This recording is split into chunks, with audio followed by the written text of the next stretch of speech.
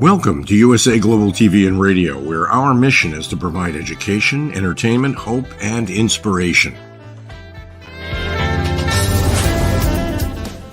USA Global TV and Radio connects you with experts and audiences all around the world every single day to help you succeed in business and to live a richer life.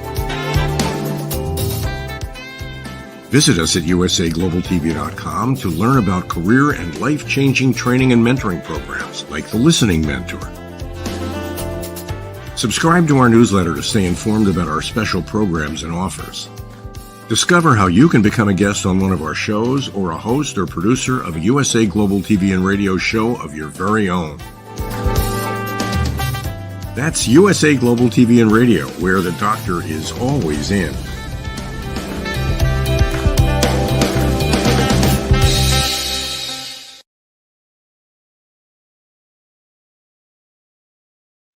Hello, everyone. Hello, and welcome to USA Global TV and Radio. Wherever you are in the world, it is an absolute pleasure and honor to be here with you today.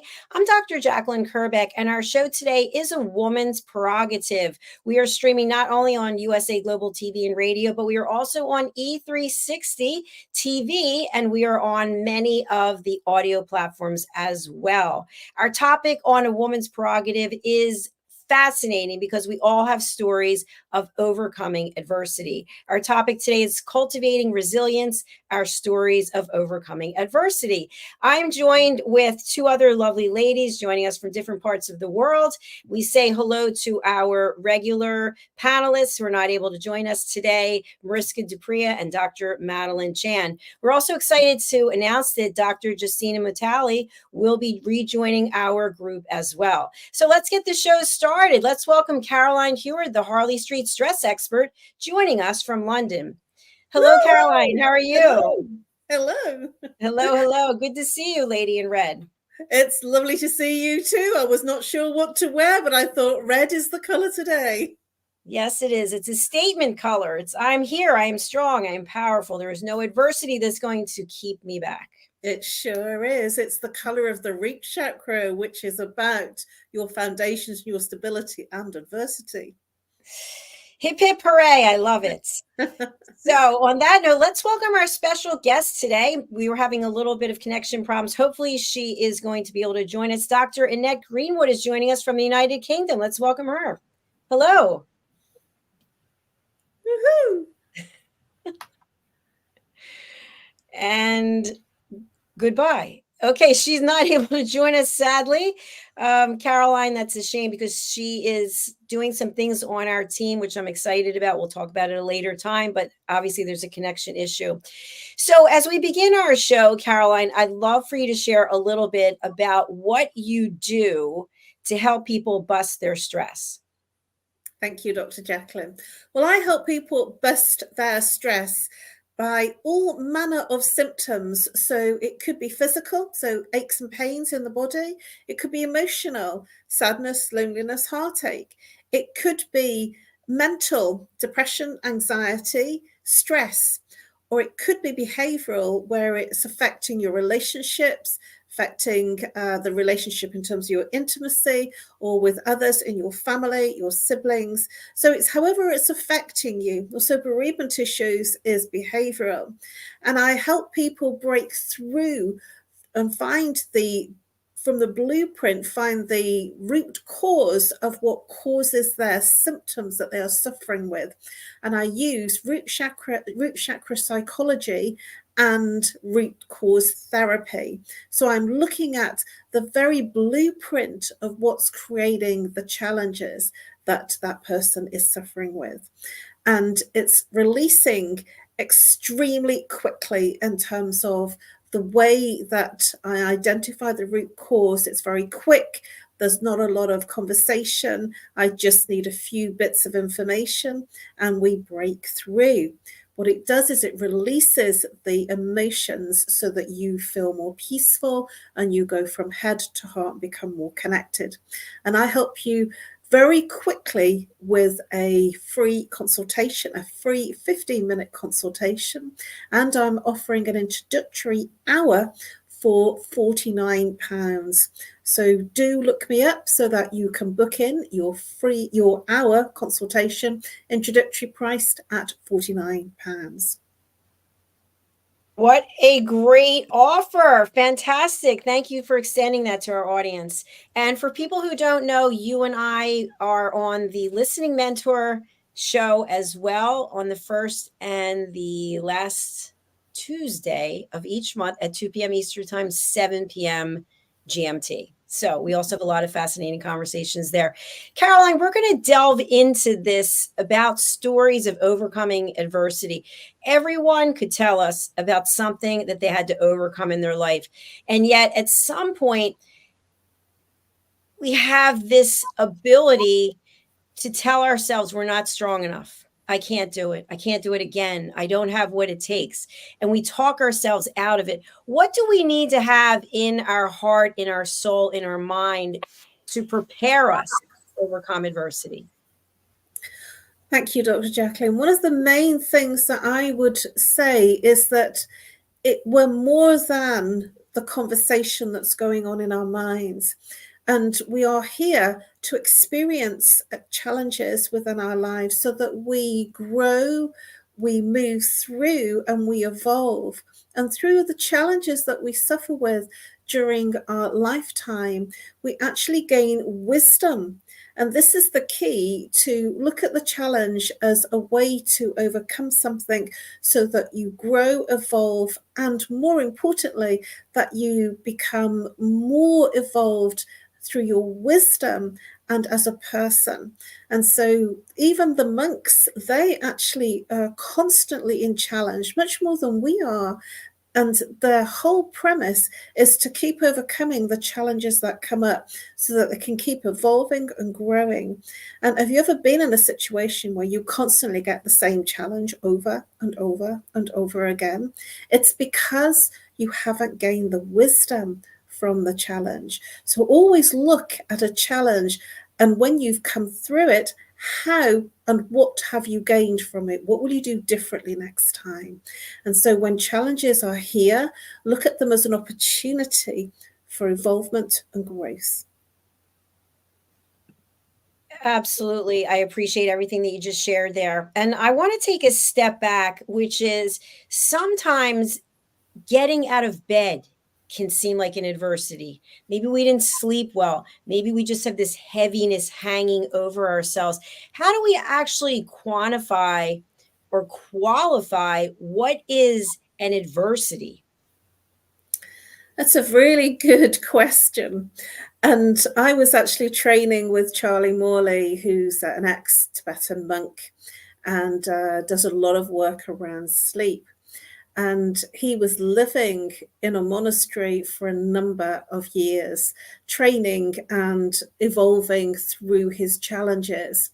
And one of the things that he shared, which I thought was fascinating, because I was doing some online training with him and I'd had my handbag stolen and I was really quite traumatized. I know it might sound really silly, but I'd lost my favorite lipstick, I'd lost my hairbrush, a lot of different bits of, my favorite bits of makeup. I'd also had lost my phones and my trusty handbag I'd had for a number of years. And there's lots of other little things, never look in a girl's handbag. There wasn't a lot of money in there, but there was a lot of things that were very hard to replace. And I remember going on to the training and I said, I've been absolutely aghast and feeling quite stressed and anxious about the fact that I was worried that my phones might be used, and nothing was used, none of my cards were used.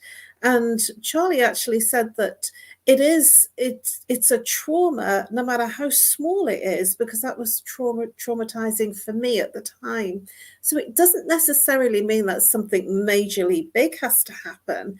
It could be something as small as having a handbag stolen, because it's something that, it's very close to you, very personal to you. And to have somebody take something like that, even somebody coming into your home and burgling your home, it's the same sort of thing. I think a woman's handbag is kind of a big deal. It certainly was for me. And the funny thing about that was they didn't touch anything. They didn't use the cards, they didn't use my phones, but it was the whole episode of having to deal with the fact that I had to replace everything. And, you know, something that comes along with that, it's not just the replacement, but it's also thinking someone's touching your things, right? Yeah. They're touching your things. And then you may even say, if it comes to mind, you know what, I don't even want this because I don't know who touched it, where it's very traumatic. A lot of emotions come up for sure. So that is definitely an adversity. And I remember when you were going through it, actually. You And did. yeah, and you've overcome it. So then there are things where, you know, God forbid someone's in a life-altering accident or they lose a loved one, and it just seems like the pain doesn't go away. And then I've often heard this from people going through situations like this. It's almost like they can't imagine ever being happy again, and they just give up. They go, this is just the way that it is. So what happens in situations like that? Is it that we don't have the skill set that we need to help us through it, or just there's no way we can be prepared for these things? Well, everybody responds differently to loss. Everyone. It doesn't matter who we are, how strong we think we are, and how we're able to cope with things.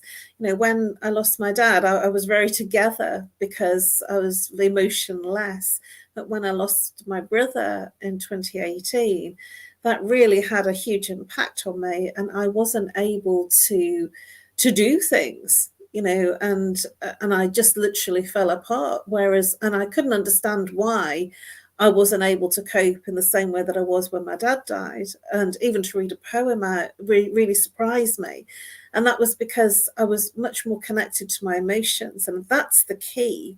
When we fall apart and we can't manage, it's because we're very connected to our emotions and our feelings. And we're feeling and we're experiencing from that wider space of being in it. Now, that is completely okay and justified and right when something's just happened, maybe 6 months, a year, maybe 2 years because of all the anniversaries. If we're still in that suffering daily, 5 years, 6 years, 10 years, then there is a problem. But there isn't a time limit as to how long we take to overcome. Certainly things like a big bereavement. You know, my mum losing her son, she said a number of times that, you know, she doesn't think she'll ever get over losing him. One of my brothers, who was very close to him, same sort of age, he said that he lost part of him. You know, he lost a part of who he was because they were that close. There was not even a year between them. And I really feel that, because when you lose a sibling, it's a huge deal. It affected me in a huge way, because you don't expect to lose your youngest sibling, and that gave me a mortality check-in. And this is what happens when, you know, we have people around us all of our lives, and then suddenly they're not there anymore. We don't sometimes cope very well because we're in our emotions, and everybody has their own way of handling it, whether it's being angry to begin with and staying in anger, whether it's emotionally tearful all the time. But we'll always have that experience of emotions at those key times, you know, the anniversaries, the birthdays, Christmas, New Year. We're always going to feel that. It doesn't matter how many years pass. It's just, if it's on a daily basis, then it's important to seek some help, especially if it goes over 2 years. And if it's on a daily thing and you're not able to cope with everyday life, this is when you would reach out and find a therapist to help you move through this cycle of not being able to move forward in your life. Thank you, Caroline. Lots of great points there. It's something I want to bring up when we think about getting help, getting some support. Obviously, there are support groups where people can come together. And I've heard a couple of different things. I lead a support group for the Crohn's Colitis Foundation, so I'm going to keep my opinion to myself. But I've also heard that when people get involved, they lean heavily on other people who've gone through the same thing. And then instead of each of them rising up and getting stronger, they're very codependent on each other. And then an evolution doesn't normally take place. And that's just a general statement. What are your thoughts? Yes, that can happen, because when we get into that situation of constantly talking about something that's making us feel very sad, and it's constantly there, then you will be in it all of the time. And I remember that I was working with one of my masters, and there was some challenges in my family home, sickness, and I would call every day, as I still do now, just to kind of check in and just catch up and make sure everybody's okay. And one of the things that happened was, there was a huge, one of my family members had a huge mental breakdown, and it had a massive effect on the family. And what happened was, every time I called, I was feeling useless and helpless, and I kept going in and not being able to do anything in terms of my own life. And so I was actually being useless in going back every time and doing my best to be supportive. I was actually not even supportive. I felt that I was having a detrimental effect on myself too. So when you're in it all of the time and you're not able to helicopter out of it and live in your normal way and then go back to it and to be supportive, this is when it becomes codependent, and it can bring down your energy of yourself and others around you. And when I stopped going in and trying to fix things, it actually elevated everything within the family home, and they became more resourceful. So I was actually not helpful in getting so upset and getting very emotional. It was actually having a detrimental effect. But when I was resourceful for myself, it actually then lent to a resourcefulness within the family too. That's really empowering, and I'm appreciating that you share that. What about the expression, just get over it? I mean, what is up with you? This has been going on for so long. It happened. Just get over it. When you say that to somebody, that's just like putting a knife into the middle of the wound and turning it around and just being really, really painful. It doesn't help, because the person is going through their own experience of their own challenges. And if you turn around and say, just get over it, you're almost devaluing the beingness of how they're feeling. And this is where in England we call it the British stuff upper lip, that we sort of push our feelings and emotions down, and then we brush ourselves down, and we put our best mask over what we're really feeling, and we then pretend that everything's okay, and that actually doesn't help you. It's okay to be human and to break down. And if somebody's telling you to get over it, then that's more about them than it is about you. It's because they can't handle what they're experiencing from you. And so then they're making it that you're wrong and they're right. And so nobody has the right to tell you to get over it, only if there's something going on for them and it's their transference onto you. I love what you just said. And I have a follow-up question, which is, let's say you're friends with someone who has experienced a loss, and you love this person, you get together with the person, but it's just not fun anymore. It's not the same as it used to be. And every time you get together, the first however long is about whatever it is that happened. And you're thinking, okay, here we go again. Is it okay to say, listen, Sue, I love you, but every time we get together, it's the same conversation. I don't know how to help you. Yes, to be authentically honest with the person if that's what you're feeling. Or for most people, they will give a wide berth. They just won't keep connecting. They will just stop because they're feeling awkward. And have you ever had the experience where there's been a loss in your family, and people that you're really close to either don't call you, they don't connect with you, or if they see you in the street, they walk on the other side of the road, so they don't actually speak to you or connect with you. And that's because they don't know what to say to you. They don't know how to enact around you because of the loss that you're experiencing. So that's not their bad or yours, it's our responses and our reactions. They're struggling because they don't know how to react to your loss. And at the same time, you're not able to put on that brave face and be who you were because you're not feeling it. And so you're being yourself. And we have to put on an act generally in our work situations with our colleagues and people, our bosses, people that we're reporting to, and sometimes with family that we're trying to hold ourselves together.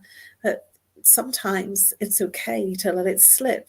And if you're uncomfortable about that situation and being in that friendship, then it is better to say, if you feel comfortable to say, or to suggest that they seek some professional help because you're not able to help them in the way that they need.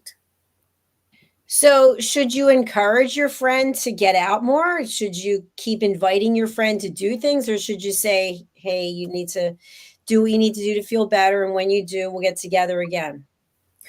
Well, it's everybody's different, and it's a really, really powerful question because there is no right or wrong in any answer. It's what's right for the person. I had a referral from somebody, one of my promoters, that said that he had a family member that was coming up to him quite regularly and really calling him out for hours and speaking to him and pouring everything out. And he said, he turned around and he said, you need to see somebody. I can highly recommend that you catch up with Caroline. I'll pass her details because she's a therapist and she can actually help you with what you're going through. I can't help you. I don't have the skills to help you with what you need.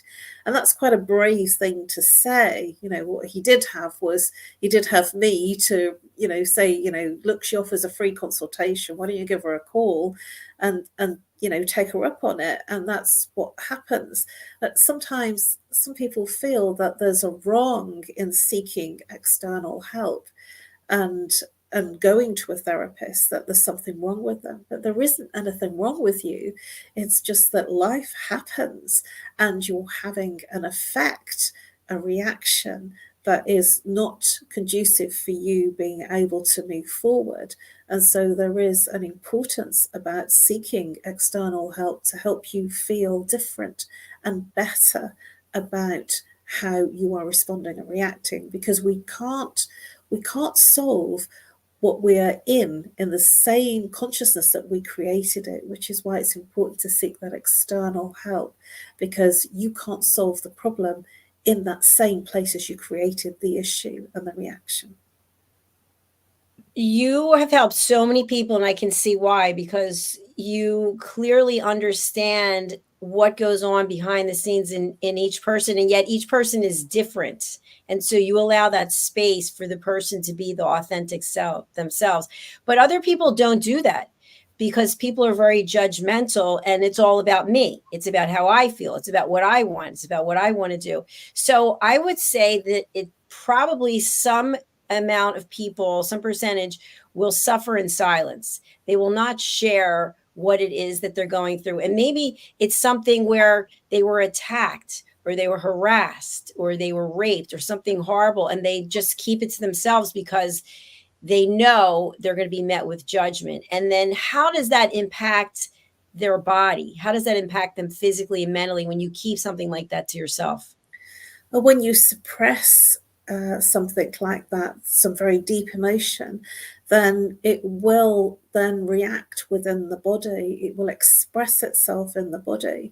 So if there's anger, for instance, then it can cause inflammation in the body, pain, very serious pain. If there is, for instance, a bereavement and the expression of the emotion isn't handled and suppressed, then it can affect the breathing and the heart. Many people that have had a bereavement, a very close bereavement, a loss, they actually sometimes have angina or heart palpitations, or indeed, sort of the more serious cases can actually land up having a heart attack, and sometimes not surviving and sometimes surviving. And for some people, it will affect their lungs in terms of their breathing, because the heart chakra is where the heart is. And when we don't express the feelings and emotions, then the heart chakra will shut down, and so it'll make the breathing very labored, and it will also make people feel like everything's really difficult, that it's a struggle. Have you heard the term, that person's got the weight of the world on their shoulders? Because the shoulders are related to the heart, and so the person will almost look like they're feeling downtrodden, and it's because their body is expressing how they're really feeling. Even though we've learned to be economical with the truth verbally, and we have, because we live in a Western society and a Western culture, that we don't express how we feel all of the time, because we know that's not appropriate, especially in our working lives. And when we don't express ourselves, then it actually tells the body is constantly in communication, and the body has not learnt to lie. So the body will be always communicating when the verbal communication is not saying what it really thinks. The body is actually experiencing the communication that's real and authentic. So we can't hide our communication that our body is saying, because we've never learnt to lie in terms of our physiology and our gestures. I'm laughing back here because it's such a valid point. I just had lunch with a family member, and she's like, "You seem really stressed out." And I said, "Stressed out? I'm not stressed out. What do you mean? I'm not stressed out at all." So why do you think I'm stressed out? She's like, "I don't know. I'm just looking at your body language." And then I have a big thing of eczema here. I'm like, I guess I am stressed out. But here's my question for you. If we tell ourselves enough, I'm good, I'm great, I feel fine, I'm wonderful, doesn't that have some kind of impact on how we really are doing? Well, yes and no. It's a really interesting concept. And I had a friend, I'm going to give this analogy because it will really tie in to what your sibling said to you, is that he had Post-it notes everywhere saying, "I'm successful, I'm very rich, I'm wealthy, I'm a multimillionaire, I'm confident," and he had all these Post-it notes everywhere. He really took these things quite literally, these practices. And what was really funny was that they were on doors, cupboards, they were in the bathroom, in the living room. Everywhere I looked, there was like these Post-it notes. And I said, "And how's this working for you?" He says, "It's not." And I said, "The reason is you're saying things but not feeling them. You have to feel the sensitivity of emotion. So it's no good saying, 'I am happy,' when actually you're not feeling happy." It's about a feeling. And when you move into the feeling of the emotion, so "I am happy, I am really happy," and you then start to feel it, then that is what will bring the firing and wiring of the brain synapses together, and that will actually fire and wire things that will make you happy. So it's about feeling it, not just saying it. And this is one of the faux pas and one of the things that has been missold in personal self-development. And I've been on a lot of those happy clappy type workshops where they're telling you, "I feel great, I'm amazing, I am awesome." And people are walking around saying, "I'm amazing, I'm awesome," and really they're not feeling it. And so they're all hyped up, all pumped up, and they go home and they're not feeling awesome at all. They're just feeling not good. And so then there's a big crash, because what they're saying is not matching up to how they're feeling. And this is the challenge. And so it's about feeling, being in the body and feeling the experiences in the body. So we really can't fool ourselves, is the bottom line. Well, there's an adage and there's a cliche in personal self-development. I don't know whether you've heard it, fake it till you make it. And, I've been trained by a lot of Americans and they say this, fake it until you make it and then you'll eventually make it. But, there's the internal dialogue and the internal feeling of that you're not making it and you're faking it and you're not really being it. So one of the things that I do is to get into the feeling of it, which is why I dance, which is why I chant, which is why I do Sanskrit mantras, because these are quite magical practices that make you feel differently. So when I'm dancing and I'm really dancing, I'm feeling absolutely amazing. And this is generating the very big creativeness because it's from the second chakra, and this is our creative chakra, where we literally can change things and move things into our practical and our reality. And when we move things into our reality, then we're feeling differently, and it's in the body. It's not in the mind, it's in the body. Yes, the thought has to start, but then when we make it into the practical world, we have to move it down into the body to feel it, to create from it, and then to give it power, and then to give it a voice from the throat, and then to give it from the heart, the will to keep moving. So it's about having the thought to begin with and then bringing it into reality through the chakras so that you create what it is that you're thinking about. Do you offer workshops on this, Caroline? Well, yeah, I could. It's really easy for me because I've been doing this work for so long. I never think about it. That's a great idea for a workshop. You're just asking the questions, and this is really easy for me because when I do my dance meditations, I go with my hit list of what I want to create. I want to create clients, I want to create my new home. And this is how I created my new home. I actually went and danced it into reality by not just thinking it, by literally creating it. And one of the guys that I was doing a lot of dancing with, Benjamin Crystal, he would say, dance your reality, dance your dreams into your reality. Let's dance through the curves of your dreams and bring it into your reality. And that's exactly what I would do. And the different vibrations of the different frequencies of the dance was to essentially work through the chakras. So I was dancing through the different chakras. I mean, I still love it, and I'm missing those dances. So I need to find some online ones or find somebody that's doing them in my locality. But when you dance through, you're actually moving every part of your body and moving it into your reality. So it's not just a thought anymore, you're bringing it in. But if you have this negative inner chatter, if oh no, you can't do that, you're not good enough to do that, and then you're going, yes I am, I'm going to do this. This is the conversation, the dialogue that we have. When there is no dialogue, when there is no thought, and you're not in the mind, and you reconnect to your heart, then all there is reality. And whatever your being is created into your beingness. It's a lot to process, but yeah, it's deep. But I'm wondering something else. We've talked about things that happen to us that can be overwhelming or we keep to ourselves. What about when we have a partner, we're in a relationship, and we get disappointed? Disappointment's part of life, isn't it? Well, when we're disappointed, it's because we have an expectation.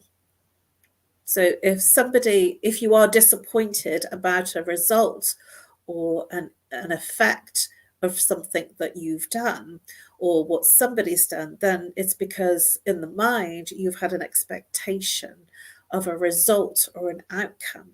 And to expect something from someone else is usually detrimental to the fact that you put them on a pedestal and then they can easily fall off that pedestal because we're all human. So when we have an expectation of something or someone, this is when we can get knocked down.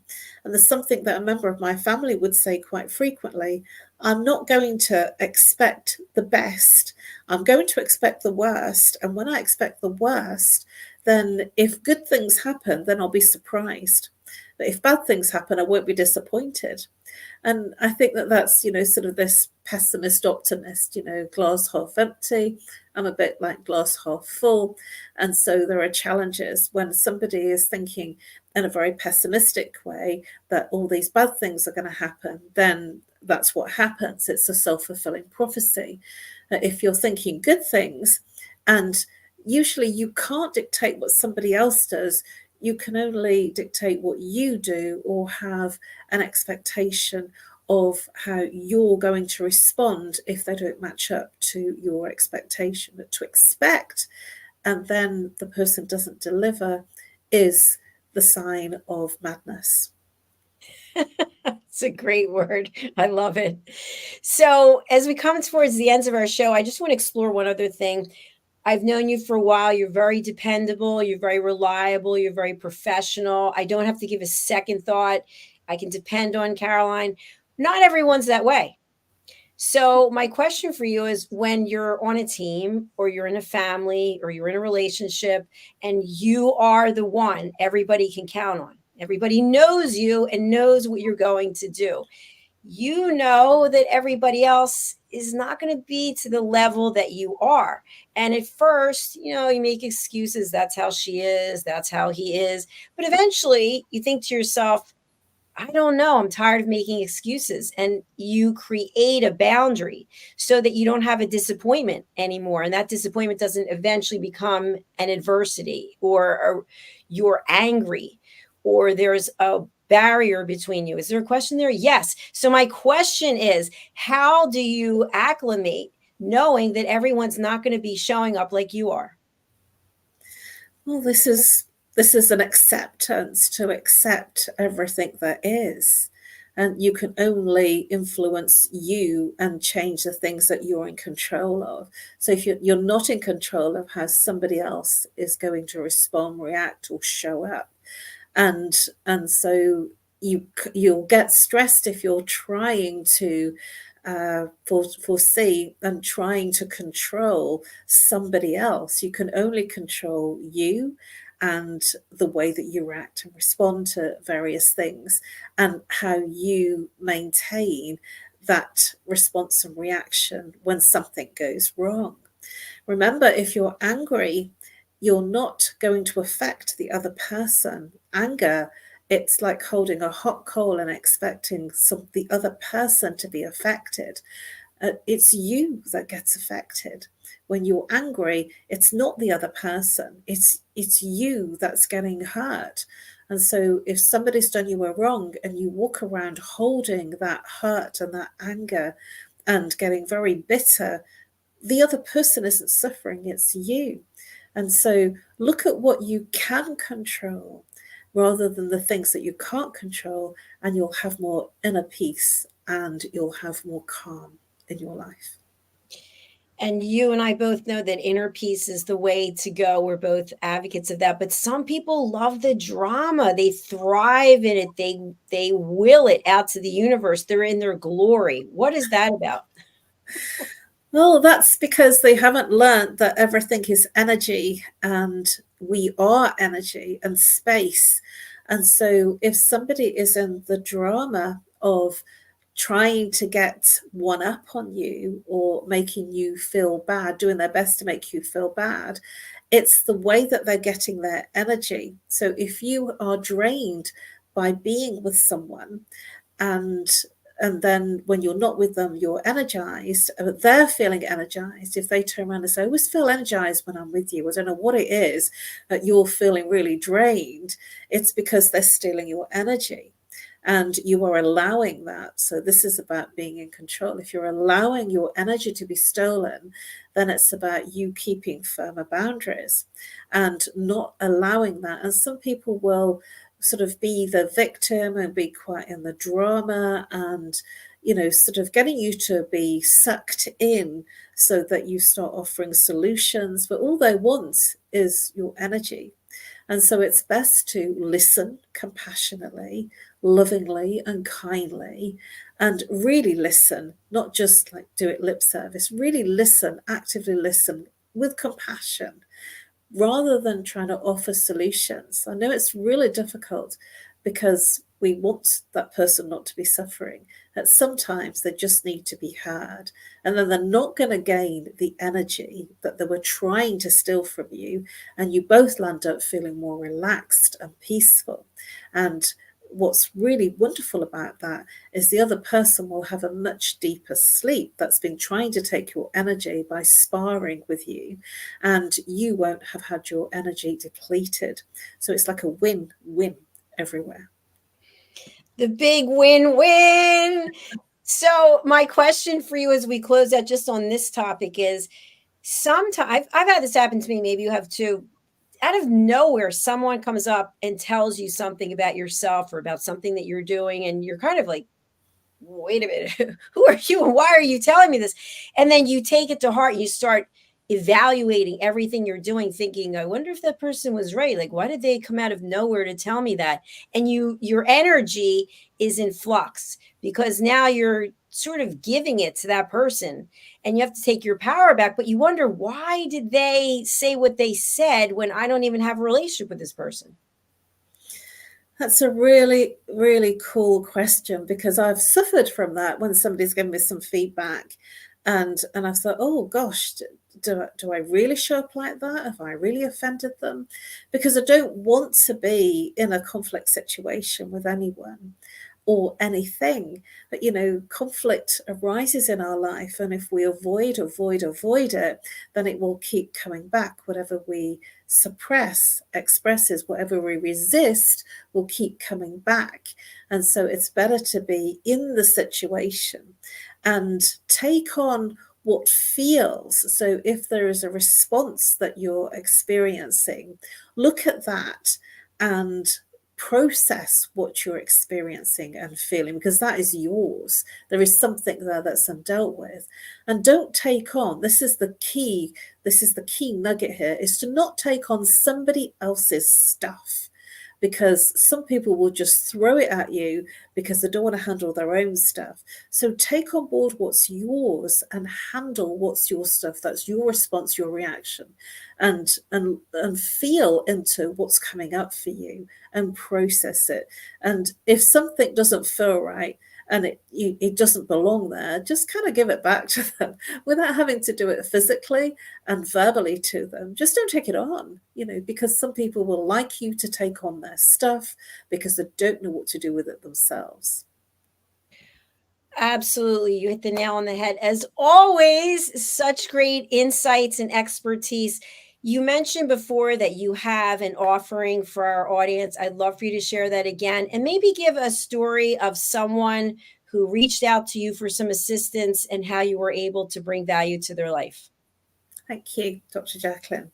Okay, so what I'm offering now is a 1-hour introductory consultation, which actually has a free 15 minutes in there as well. And it's a really, really special, low price of £49. And it's a steal, to have that much time with me. And you can actually call me or email me on nomorestress@live.co.uk, or call +44 if you're international. If you're local, 07523 120 189. One of the things that I've done to help people is that if there is, and there is a lot of people that are not able to cope with the way that life is right now for them, especially young people, which I've been quite surprised about. And I was able to help a mother and her son. And the mother said that she reached out and said that her son had tried to end his life. And it was a very, very challenging situation because she was in the hospital. He hadn't succeeded. And this was something that he had done a number of times and not succeeded. And she was having a really, really hysterical response because her son was quite young. And she didn't know how to be the best help to him or for herself. And so I spent time with her, helping her process what happened with her son, to handle the best way for her to handle her emotions and feelings, and then to be the best for her son. And then I also did, as a follow-up to that, a consultation with her son, helping him see that what was over the other side of this challenge that he was experiencing. And I had some feedback after the calls about a week later to say that her son was now much more hopeful. He was actually in a place where he was organizing things for the future, and he was much more optimistic, and he was happier and looking at future things rather than focusing on things that he didn't feel very happy or comfortable about. And that for me was wonderful, because I didn't just help in one instance the mother, I also helped the child as well. And he hasn't tried to end his life since. And so I feel that that for me was just amazing, to be able to help a family, a mother and her son, in the way that I was able to, because that person was in a hopeless space of not wanting to live anymore. And we found ways of him feeling better, much more able to look for the future and find and plan his whole future, in the fact that he wasn't able to see anything prior to that. Wow, Caroline, that's epic. That's amazing. Congratulations and best wishes to the two of them. That is outstanding. What a gift that you have. Well, it was because I'd been doing my suicide and self-harm training, that because I've been focused on that, which was last year, and that client inquiry came in, it was amazing for me to be able to do. And that was as a result of the new training that I was doing. So I was able to handle all the things, because I think prior to that I might have fell apart thinking, oh my gosh. But I actually had proper trained skills, because when somebody's that young and they've tried to end their life, it's not a good feeling for anybody. But I was able to go in very professionally, because I'd done my training, and it was wonderful to be able to give the gift of life. Instead of birthing a child, I'd actually given the gift of life to a mother and son, and that for me was incredible. And I'd love to do more of that sort of work, because it was it's far outreaching. What it gave to me, it also gave to the mother and son too. I feel you'll have more clients like that coming to you. Thank you. Anything you'd like to share with our audience before we go over to our sponsors today? The final thing that I'd like to share is that in life, we all have things that are challenging. We all face adversity. And in life, it's not a picnic all of the time. It's not always fun, and it's not always easy. Life has that ability to throw us curveballs and challenges. And my invitation to you is to breathe, to feel, and to allow those feelings to come up, because you'll be surprised how quickly they will come up and leave you. Because we are here as a human being rather than a human doing. We are here to be and feel rather than only to do. So allow yourself the permission to feel, because sometimes that's all we need, permission to feel. Bravo, bravo. Way to close out the show today. Thank you, my friend. And thank you for being here. I'm glad we were here for each other, since we have a small group today. Small group. We always have fun. We always have an interesting conversation, don't we? We do. We never know where it's going to go. Absolutely. So we will not see you tomorrow for the Listening Mentor, but we will see you. Yes, I'll be in the Listening Mentor tomorrow. We have a special show tomorrow for the Listening Mentor. Oh, good. Okay. It's a good thing that you know what's going on. Okay. And I will see you next Monday on A Woman's Prerogative. All right. Sounds very good. And we're going to go over to our sponsors right now. So do stay tuned for them. And thank you to everyone at E360 TV. Bye for now, Caroline. Bye-bye. USA Global TV and Radio, in partnership with Dr. JACALYN LLC, present Amazon #1 best-selling author, Dr. JACALYN KERBECK. Dr. JACALYN KERBECK is a certified life, career, and executive coach who teaches people how to listen at an elevated level through her courses and her books. Dr. KERBECK teaches her clients how to open their hearts and express themselves through their creative genius. In her children's book series, The Amazing Adventures of Lady Ella, The Listening Mentor, Dr. KERBECK teaches children and their families how to listen at an elevated level. Dr. KERBECK has worked with clients across the world to guide them in how to express themselves and communicate at a highly effective level.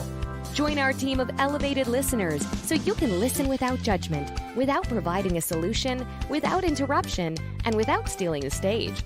To order your books today, go to drjacalyn.com or Amazon.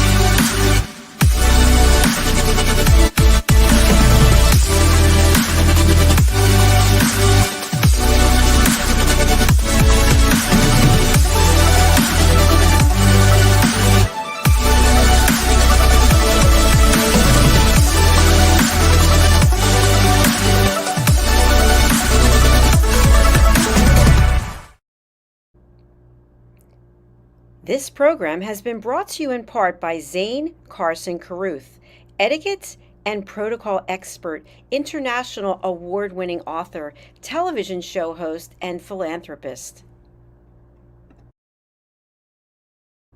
Thank you to Zane, our official diamond sponsor for USA Global TV and Radio in partnership with E360 TV. Zane is the author of the world's first tooth fairy ever, as well as many other children's books. She's also the television host of Elegance, Polished Demeanor, and Posh Living, seen on USA Global TV and Radio.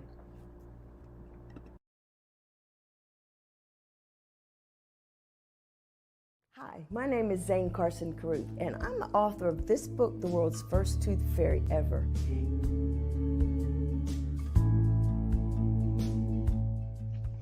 Reading is magic.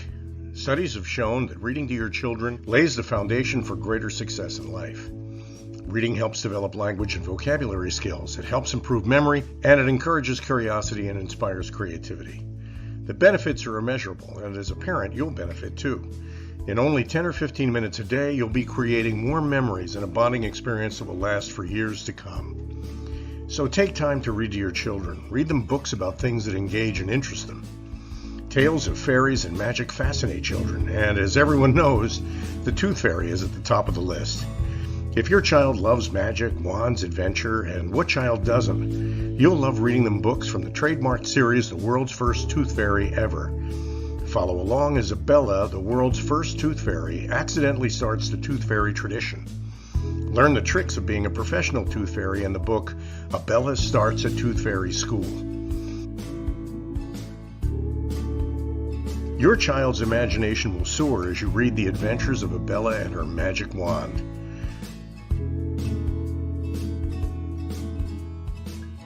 These wonderful books are available at worldsfirsttoothfairy.com and at Amazon, Barnes & Noble, and Walmart.